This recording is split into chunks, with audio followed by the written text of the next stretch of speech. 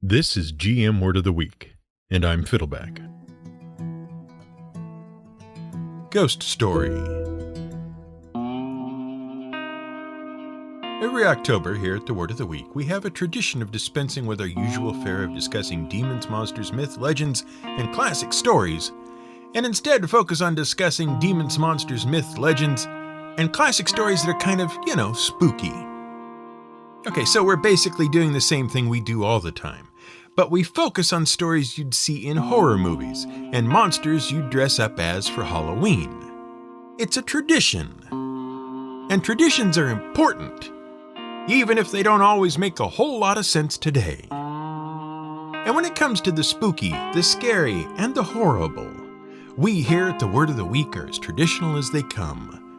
We know that kids today won't waste their time on any horror story that doesn't have tentacles that stretch through 6 different space-time dimensions and shatter your psyche.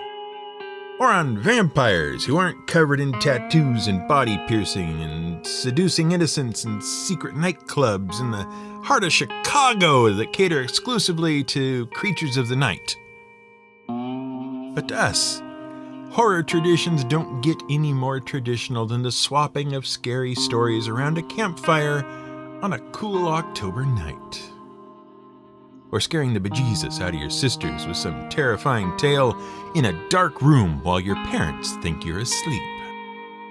So, for the month of October, we're devoting ourselves to ghost stories, tales of spirits and specters, of haunted houses and phantom ships, of spooky fun around flickering campfires as the year dies and the winter approaches.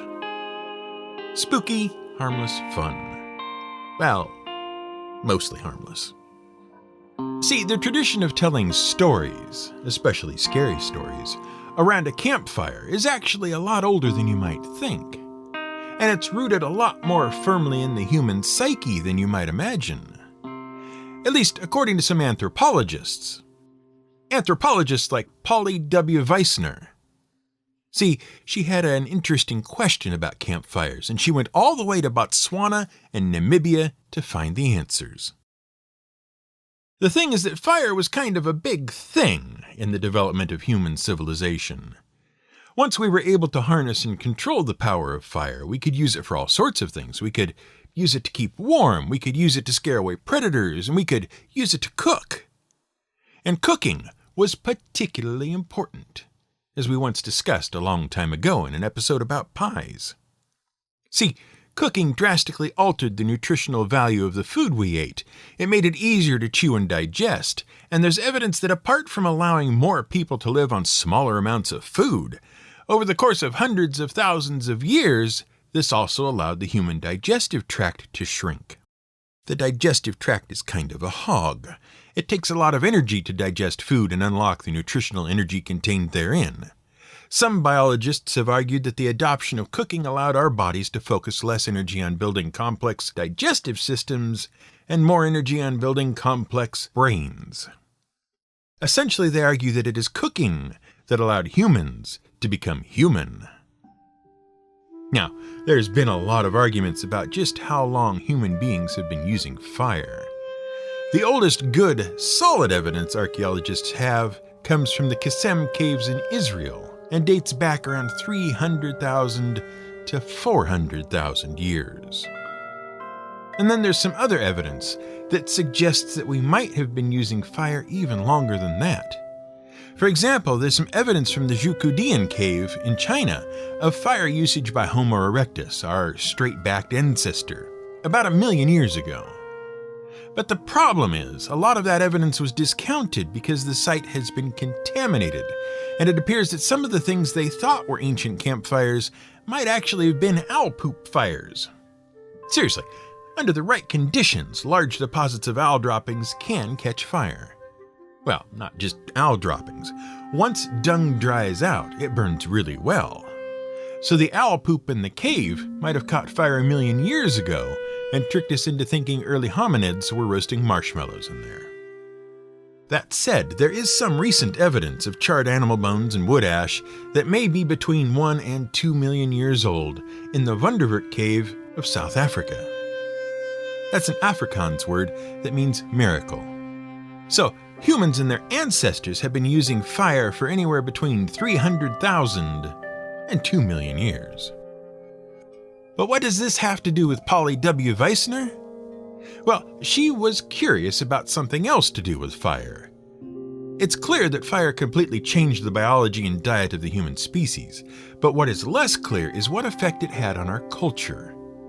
And she had a theory that fire let us stay up late and sit around and talk, and that changed everything. So she decided to figure out, and measure, just how much it might have changed. And she published her results in the Proceedings of the National Academy of Sciences of the United States of America in 2014.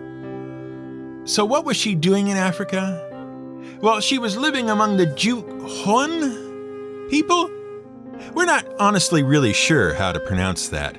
It's got some weird critical marks in it, and a slash, and an apostrophe, and we don't have any idea. The Juhon are hunter-gatherers of southern Africa who have had no significant contact with outside cultures or societies, and who have basically lived the same way for thousands of years.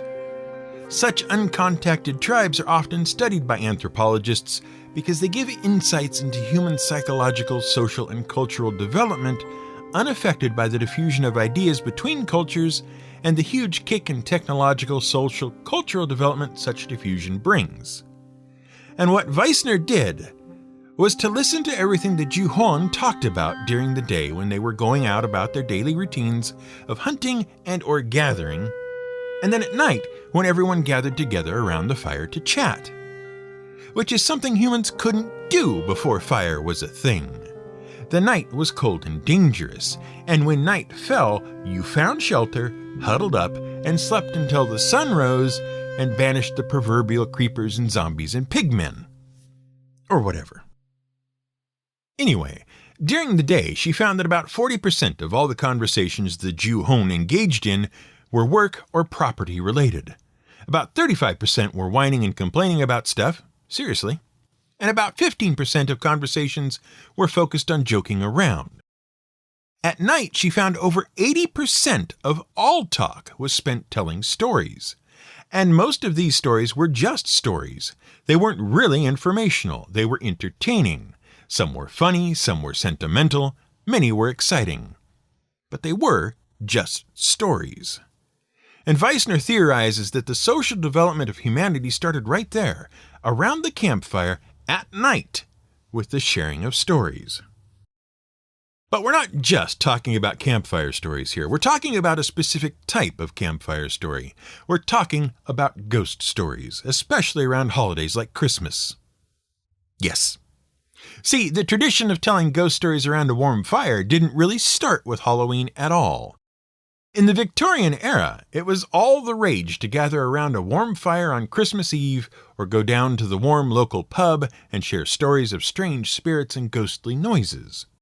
Though that tradition and most of the Christmas traditions themselves are not as old as you'd think. And it only recently came back from the dead. See, for a long time in Europe, Christmas was actually more about the winter solstice than it was about the religious holiday or the commercial holiday.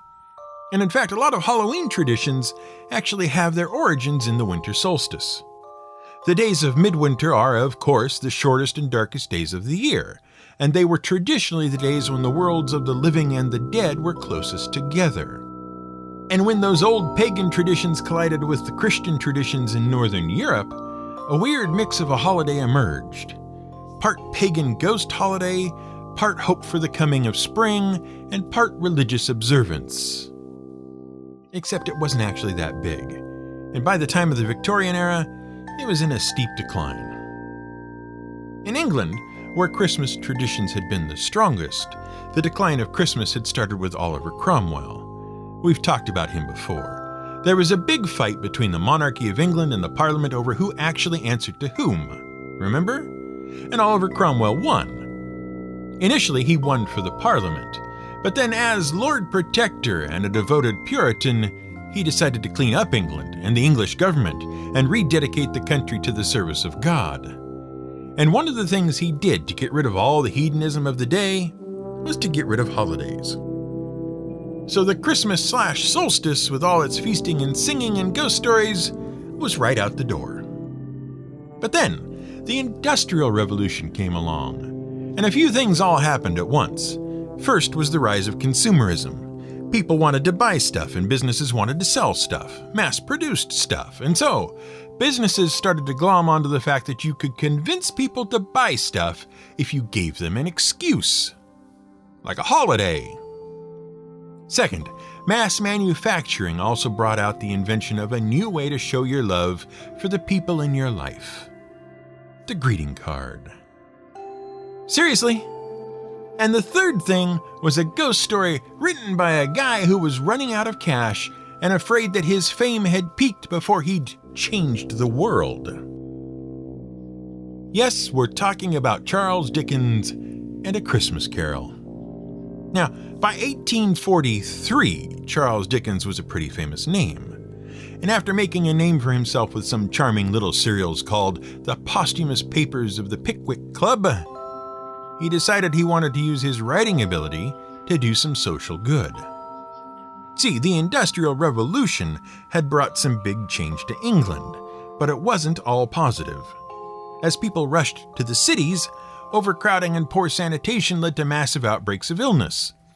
Pollution exacerbated the health problems, and widespread poverty forced people into intolerable working conditions, working long hours in dangerous conditions for very little pay.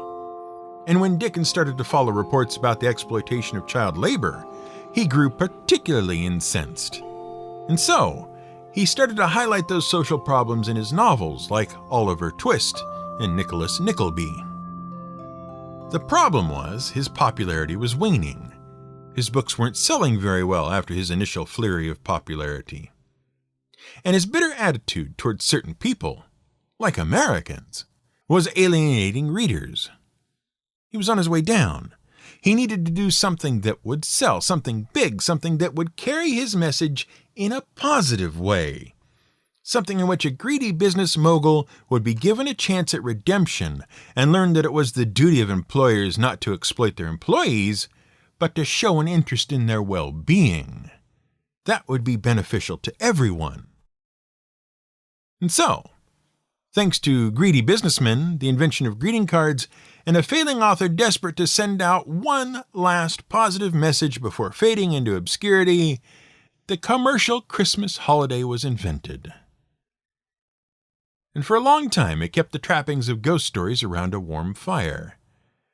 After Dickens rushed A Christmas Carol to publication, other authors followed suit quickly with their own Christmas spooky stories, authors like Algernon Blackwood and E.F. Benson.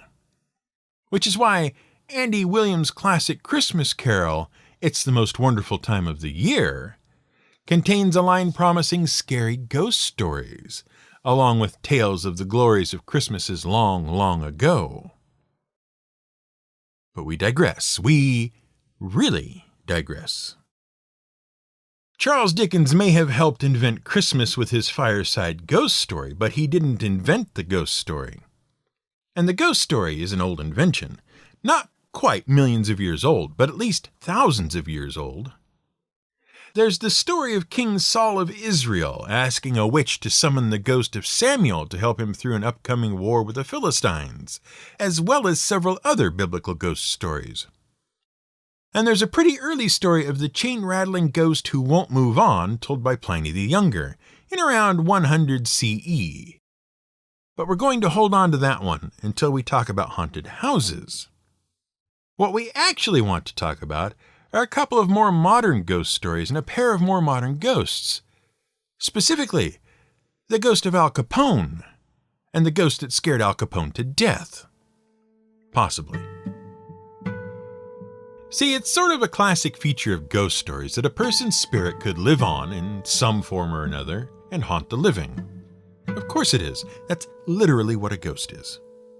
The spirit of a dead person who won't leave you alone. And there have been a lot of ghost sightings of particularly historical ghosts. And one historical figure that likes to show up from time to time to bug the living is famous Chicago gangster Al Capone.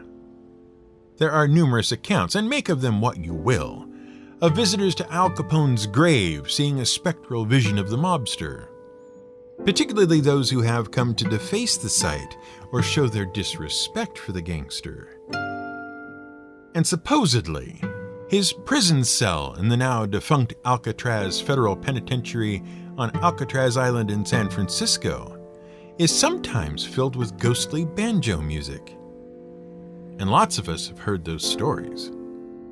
But few know that Al Capone himself was haunted until the day he died by a tormenting spirit that terrified him beyond imagining.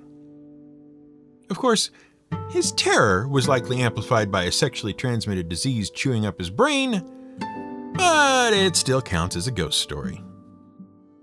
Now, Al Capone is one of the most famous American mobsters in history. Hopefully you know that much. And he made his fortune in Chicago during the Prohibition era, when federal law banned the sale and production of alcoholic beverages anywhere in the country. At the height of his criminal career, Capone made $60 million a year selling and smuggling illegal liquor. But he was also famous for his terrible temper and ruthless brutality. In fact, that's how he got his start in crime. Or so the story goes. Capone was a pretty good student in his Brooklyn elementary school, but he started to struggle around the 6th grade, and as a result, he began cutting school, and his attitude toward education started to wane. One day, his teacher hit him for being insolent. This was the early 1900s, so that was a thing teachers did sometimes. But Capone punched the teacher right back, which was not something students did. The principal took Capone into his office and gave Capone a beating as punishment, and Capone left the school and never returned. I mean, you can see why. After dropping out of school, Capone met and started working for the man who would become his criminal mentor, Johnny Torrio. After a scrape in a bar, Capone ended up with 3 scars on his face, which earned him the nickname Scarface, which he hated, incidentally. Anyway, the Capones moved to Chicago. Torrio headed a major gambling and prostitution ring there. Then liquor was outlawed, and Capone and Torrio got into a new business. Torrio left the business and went back to Italy after an attempt on his life, and Capone was in charge. For a while there, Capone was actually a bit of a folk hero. He was a lavish playboy, a celebrity, and he kept a high profile. And people appreciated the way he was sticking it to the government for an unpopular law. But it all came crashing down when Capone ordered 2 rival gangsters killed, and a popular public prosecutor was caught in the crossfire and brutally gunned down. Violence exploded onto the streets of Chicago, and the public clamored for something to be done. Capone, realizing that he was in big trouble now that he'd lost public opinion, killed the public prosecutor, and violence was threatening to break out from every direction, tried to broker a peace between the gangs of Chicago to calm everything down. But the peace didn't last. A rival gangster, Bugs Moran, made an attempt on Capone's life. Capone responded by sending his men, disguised as police, to open fire on a public garage where Moran and several of his men were holed up. The bloody St. Valentine's Day massacre was the last straw for a furious public and exacerbated the situation with already beleaguered government officials. Capone was arrested and sent to prison, and his health, due to an infection of syphilis, degenerated in prison until finally he was released to live out his remaining years under house arrest until the illness claimed him. Now that's the story everyone knows. But there's a little more to it. See, there was this guy, James Jimmy Clark, at the garage on Valentine's Day. He was a low-level goon and Bugs Moran's brother-in-law. Basically a nobody, right? Except he wouldn't leave Capone alone after the massacre. It started in his cell in Philadelphia, where Capone was held after an arrest on weapons charges. Capone would reportedly have late-night arguments with someone named Jimmy, or wake up screaming at Jimmy to let him be. Other prisoners heard the exchanges. Capone was released, But he was still haunted by Jimmy. He was so desperate to be free of Jimmy's ghost that Capone even hired a psychic to get rid of the ghost. But it didn't work. And Jimmy's torment only grew. Often, Capone's bodyguards would hear the gangster screaming and rush into the room, only to find that Capone was alone. And when he finally went to prison for tax evasion, by the way, he was never convicted of murder. In Alcatraz, Jimmy followed him there too. His release for good behavior was actually because he was so crazed with terror and had degenerated to such a degree that the officials at the prison just wanted to get him out of there and figured he was one step away from the grave anyway. But not all ghost stories are as dark and violent and riddled with bullets and STDs. And not all ghost stories are so well understood. Take, for example, the ghost who supposedly haunts the Willard Library in Evansville, Indiana. The library itself is a big, Gothic building, the sort of place you'd expect a ghost to haunt. And since the 1930s, visitors have reported seeing a strange apparition roaming the halls at night. A weird, veiled lady in gray, who has been dubbed, uncreatively, the Gray Lady. While her identity is a mystery, some think she's the spirit of the daughter of the library's founder, who is upset because he, Willard Carpenter, left his fortune to the library instead of to her. She even sued the library to get her father's estate for herself. Anyway, the library is pretty proud of its resident ghost. You can even watch a camera feed from the library online in the hopes of catching a glimpse of her yourself. And if the story of a gray female ghost haunting a big Gothic library sounds familiar, well, that's probably because the Gray Lady of Willard Library was likely the inspiration for the greatest modern ghost story of them all. We're speaking, of course, of the 1984 Ivan Reitman film written by and starring Dan Aykroyd and Harold Ramis, along with Bill Murray, Sigourney Weaver, Ernie Hudson, and Rick Moranis. Now the thing is, Ghostbusters was really Dan Aykroyd's baby. And it came about for two reasons. First, the guy is actually obsessed with the supernatural. He loves ghost stories, and so does his family. His great-grandfather was a psychic medium and spiritualist. His grandfather was a telephone engineer who tried to invent a way to call the dead on the phone. His father published several books on the paranormal. So he's got ghosts in his blood. But Aykroyd also considered himself a comedy maverick, and part of a generation that was redefining comedy as part of the founding members of the Saturday Night Live cast. And after reading an article about quantum physics and the paranormal, Aykroyd conceived of a story about using modern technology to trap ghosts, and used that as the center of a ghost story. See, lots of comedy teams did ghost stories back in the day being the 1940s, and Aykroyd was a fan of the classics. Abbott and Costello did Hold That Ghost, Bob Hope did The Ghost Breakers, and so on. Aykroyd wrote up the script and presented it to Ivan Reitman, who thought the script had promising ideas despite being an utter mess. Reitman suggested bringing in Harold Ramis to help with a rewrite. They secured funding, though no one really believed in the project, and the movie was rewritten and made very quickly. Sadly, Aykroyd's friend and first choice for a co-star, James Belushi, died as a result of his protracted drug addiction. But fellow SNL alum Bill Murray stepped up to fill the role. The production was fraught with other problems as well, and the studios were growing increasingly nervous as the project sucked up a huge amount of money. Especially expensive and complicated was the climactic ending where Dan Aykroyd's character, Ray Stantz, tries to imagine the most harmless thing he could think of to force the demonic Gozer into a benign form, and ends up fighting a massive commercial mascot for a marshmallow company.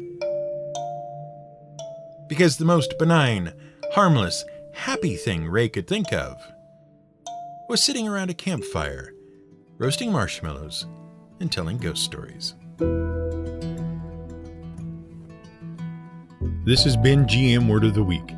It's written and researched by The Angry GM and produced by me, Fiddleback. You can support us on Patreon at patreon.com/GMWordOfTheWeek. You can find more at gmwordoftheweek.com and theangrygm.com.